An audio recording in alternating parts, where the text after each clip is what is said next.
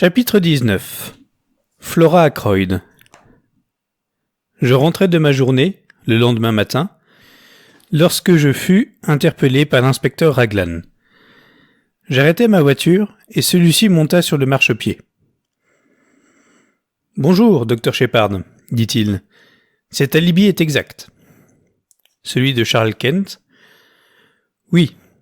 La servante du bar à l'auberge du chien et du sifflet se rappelle parfaitement et l'a immédiatement désigné sur une photographie mêlée à 5 autres. Il était juste 9h45 quand il est entré dans cet établissement, qui se trouve à plus d'1 kilomètre de Fernley Park. La jeune fille déclare qu'il avait une forte somme d'argent sur lui. Elle l'a vu prendre des liasses de billets dans la poche, ce qui l'a un peu étonné, car il avait des souliers complètement usés. Voilà certainement à qui sont allés les 40 livres.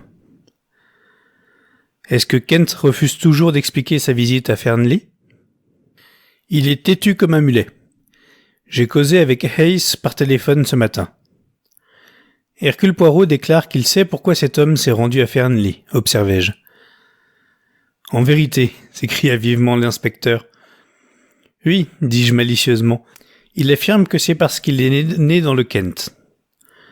J'éprouvais un malin plaisir à faire partager ma déconvenue. Raglan me regarda un instant sans comprendre. Puis, un sourire illumina sa figure de fouine, et il se frappa le front d'un air significatif. « Un peu timbré, remarqua-t-il. Je l'ai déjà pensé. Pauvre vieux, voilà pourquoi il a été obligé d'abandonner sa profession et de se retirer ici. Cela tient de famille d'ailleurs, car il a un neveu complètement fou. »« Pas possible, m'écriai-je fort étonné. Ne vous en a-t-il pas parlé ? Je crois que c'est parce qu'il est tout à fait docile, mais il a complètement perdu la tête. » »« Qui vous l'a dit ? » Un nouveau sourire passa sur le visage de l'inspecteur. « Mais c'est votre sœur, Miss Shepard. » Caroline est vraiment étonnante. Elle n'est satisfaite que lorsqu'elle connaît les moindres détails de tous les secrets de famille. Malheureusement, je n'ai jamais pu lui inculquer l'idée de les garder pour elle. « Montez, inspecteur, » dis-je en ouvrant la portière. « Nous irons ensemble jusqu'au Mélèze pour communiquer les dernières nouvelles à notre ami. » Après tout, nous ferons peut-être bien, car en admettant qu'il soit un peu marteau, il m'a donné une indication fort utile au sujet des empreintes. Il peut se tromper en ce qui concerne le nommé Kent, mais qui sait ? Ce qu'il a dit cache peut-être quelque chose d'intéressant. Poirot nous reçut avec son affabilité habituelle et nous écouta en hochant la tête de temps à autre. « Cela paraît inexplicable, n'est-ce pas ? Dit l'inspecteur d'un air assez sombre. Un homme ne peut pas assassiner quelqu'un pendant qu'il boit au bar, à 1 kilomètre plus loin. Allez-vous le relâcher ? Je crois que nous ne pouvons pas faire autrement, car il nous est difficile, sans preuve, de l'accuser d'avoir extorqué de l'argent. » L'inspecteur jeta, avec découragement, une allumette dans la cheminée. Poirot la ramassa et la mit avec soin dans un récipient destiné à cet usage. Son geste avait été absolument machinal, et je me rendis compte que ses pensées étaient fort lointaines. À votre place, je ne relâcherai pas encore Charles Kent. Que voulez-vous dire ? Pas autre chose que ce que je vous dis. Je ne le relâcherai pas encore. Vous ne croyez pas qu'il soit mêlé au crime ? Je ne le pense pas, mais je n'en suis pas absolument sûr. Cependant, je viens de vous dire... Poirot leva la main en signe de protestation. Mais oui, j'ai entendu. Je ne suis pas sourd, ni idiot, grâce au ciel. Mais voyez-vous, vous prenez l'affaire par le mauvais bout. L'inspecteur continua à le regarder sans comprendre. Je ne saisis pas ce que vous voulez dire. Voyons, nous savons que M. Ackroyd était vivant à 9h45. Je pense que vous admettez cela. Poirot le regarda un instant, puis secoua la tête, son visage fut traversé d'un fugitif sourire. Je n'admets rien qui ne soit prouvé. Mais nous avons la preuve par la déposition de Miss Ackroyd, qui a dit avoir souhaité le bonsoir à son oncle. Mais je ne crois pas toujours ce que me dit une jeune fille, pas même lorsqu'elle est belle et charmante.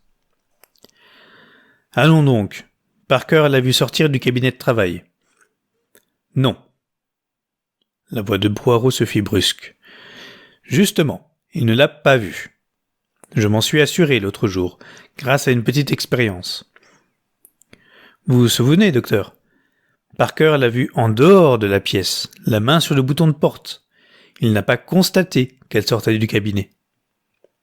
Mais d'où aurait-elle pu venir? De l'escalier, peut-être? De l'escalier? Oui, voilà l'une de mes petites idées. Mais cet escalier ne conduit qu'à la chambre à coucher de M. Ackroyd? Précisément. L'inspecteur était de plus en plus stupéfait. Vous croyez qu'elle était montée dans la chambre de son oncle? C'est possible, mais pourquoi aurait-elle menti à ce sujet? Ah, voilà justement la question. Tout dépend de ce qu'elle faisait là-haut. Vous voulez parler de l'argent?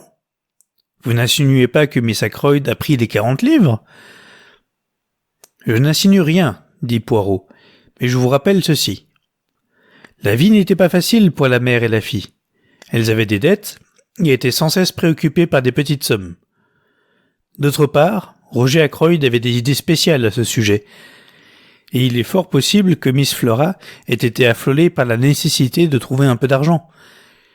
Imaginez ce qui a pu se passer. Elle a pris les billets, et elle descend le petit escalier. Elle n'est pas encore parvenue à la dernière marche, lorsqu'elle entend un bruit de verre dans le hall. Elle sait ce que cela signifie. Parker arrive. Il ne faut absolument pas qu'il la trouve dans l'escalier, car il serait étonné et s'en souviendrait lorsqu'on découvrirait le vol. Elle a juste le temps de courir jusqu'à la porte du cabinet de travail et d'en saisir la poignée pour faire croire qu'elle en sort. Lorsque Parker se monte sur le seuil, elle lui dit la première chose qui lui passe par l'esprit. Elle répète les ordres donnés par M. Ackroyd au début de la soirée, puis elle monte dans sa propre chambre. Admettons cela, répondit l'inspecteur. Mais ensuite, elle a dû se rendre compte de l'importance considérable que présentait la vérité. L'affaire tout entière repose sur ce détail. Ensuite, déclara sèchement Poirot, les choses sont devenues un peu difficiles pour Miss Flora. On lui a dit d'abord qu'il y avait eu un vol et que la police venait d'arriver. Elle a naturellement conclu que la disparition des 40 livres avait été constatée et n'a eu qu'une pensée, s'en tenir à son premier récit. Mais lorsqu'elle a appris la mort de son oncle, elle a été terrifiée. De nos jours, les jeunes filles ne s'évanouissent pas sans avoir éprouvé une violente émotion. Donc, vous voyez, elle a été placée face au dilemme suivant. Maintenir sa version ou tout avouer.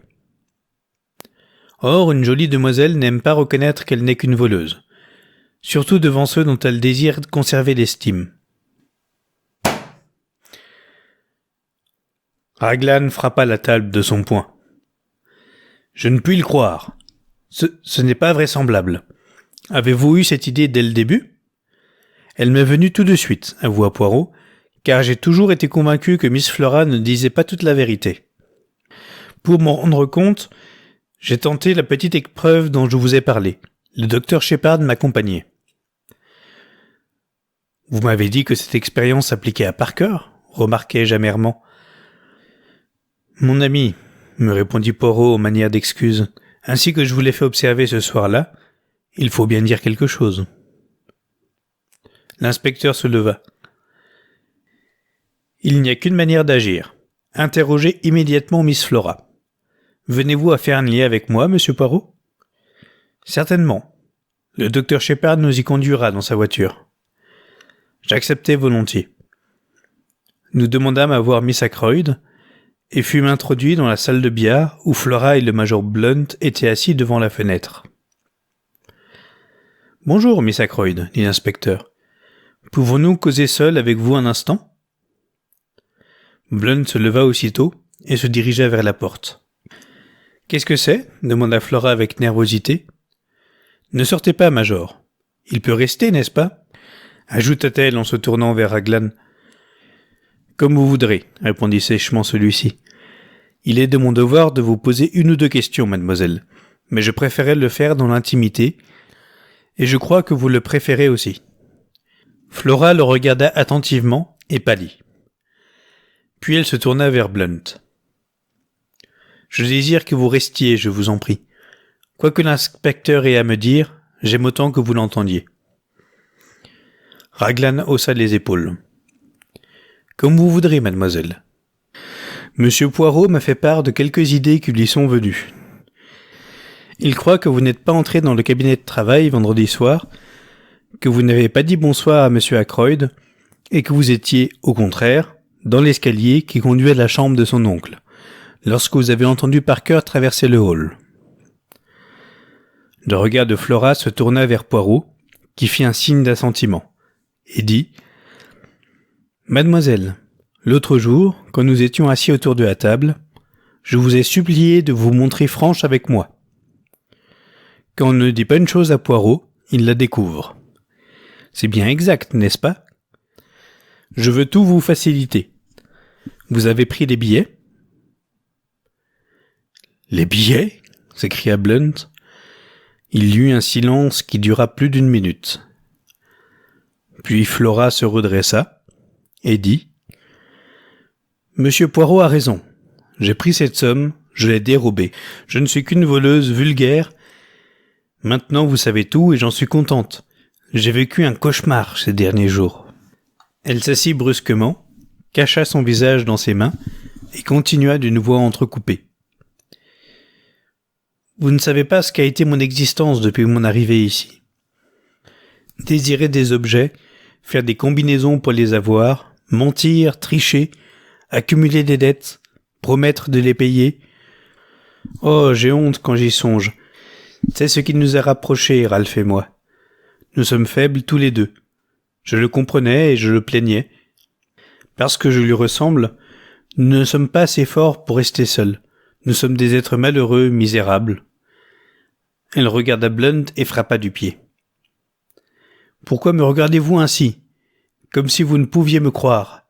Je suis peut-être une voleuse, mais je suis sincère en ce moment. Je ne mens plus, et je ne prétends pas ressembler aux jeunes filles qui vous plaisent, innocentes et simples. Si vous ne voulez plus me voir, cela me sera indifférent. Je n'ai que de la haine et du mépris pour moi-même. Mais au moins soyez sûr de ceci. Si j'avais pu disculper Ralph en avouant la vérité, je l'aurais fait.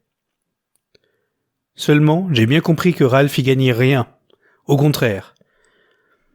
Donc je ne lui causais aucun préjudice en persistant dans mon mensonge. »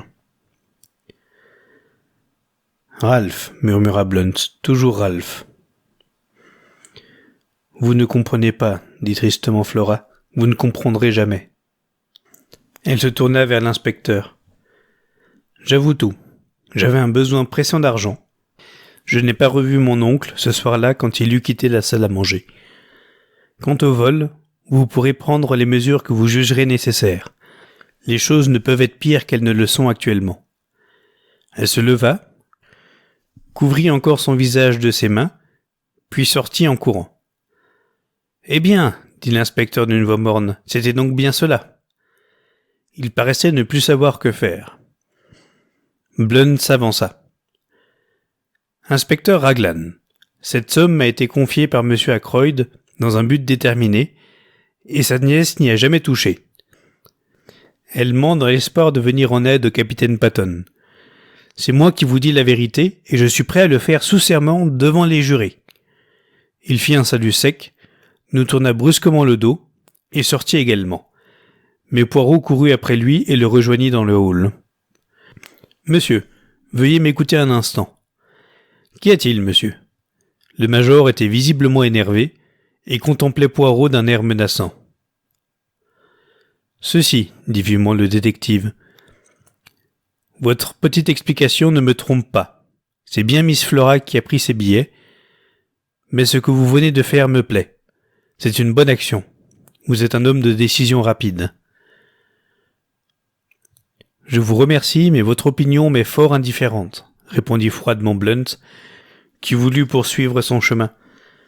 Poirot, nullement froissé, lui mit la main sur le bras. « Il faut que vous m'écoutiez, car j'ai autre chose à vous dire. L'autre jour, j'ai parlé de dissimulation. Or, je sais ce que vous cachez. Vous aimez Miss Flora de tout votre cœur, depuis la première fois que vous l'avez aperçue, n'est-ce pas? Oh, n'hésitons pas à aborder ce sujet. Pourquoi en Angleterre ne fait-on allusion à l'amour que comme à un honteux secret? Vous aimez Miss Flora, et vous le dissimulez au monde entier. C'est fort bien. Mais écoutez le conseil d'Hercule Poirot. Ne le cachez pas à la jeune fille elle-même. Blunt avait donné de nombreux signes d'impatience pendant que Poirot parlait, mais ces derniers mots parurent retenir son attention. « Que voulez-vous dire » demanda-t-il vivement. « Vous croyez qu'elle aime le capitaine Ralph Patton ? Mais moi je vous dis qu'il n'en est rien. Miss Flora a accepté d'épouser le capitaine pour faire plaisir à son oncle, et aussi parce qu'elle voyait dans ce mariage un moyen de mettre fin à l'existence qu'elle menait, et qui lui devenait insupportable. Il lui plaisait, ils se comprenaient, et éprouvaient de la sympathie l'un pour l'autre, mais d'amour, point. Ce n'est pas le capitaine Patton qu'elle aime. « Que diable voulez-vous insinuer » demanda Blunt, qui rougit sous son hâle. « Vous avez été aveugle, monsieur, aveugle. Elle est loyale, cette petite. Ralph Patton étant soupçonné, elle s'est crue obligée de ne pas paraître l'abandonner. Je jugeais le moment opportun de venir en aide à Poirot, et je déclarai d'un ton encourageant. Ma sœur m'a dit l'autre jour que Flora ne s'est jamais vraiment souciée de Ralph et ne s'en soucierait jamais. Or ma sœur voit généralement juste en ces matières. Mais Blunt méprisait mon intervention et s'adressa à Poirot. Vous croyez vraiment ? Commença-t-il. Puis il s'arrêta, car c'est un de ces hommes qui ont la difficulté à exprimer leurs émotions. Poirot, lui, n'est pas atteint de cette impuissance. Si vous en doutez, interrogez-la vous-même, monsieur. Mais peut-être n'y tenez-vous plus à cause de cette question d'argent. Blunt fit entendre un rire furieux. Pouvez-vous supposer que je lui en tiendrais rigueur ? Roger s'est toujours montré bizarre à ce sujet. Elle s'était embourbée et n'osait pas le lui dire. Pauvre enfant solitaire. Poirot regarda dans la direction de la porte. « Je crois que Miss Flora est allée dans le jardin, » murmura-t-il. « J'ai été insensé, » dit Blunt brusquement. « Étrange conversation que la nôtre. On dirait une de ces comédies norvégiennes. Mais vous êtes un brave homme, monsieur Poirot.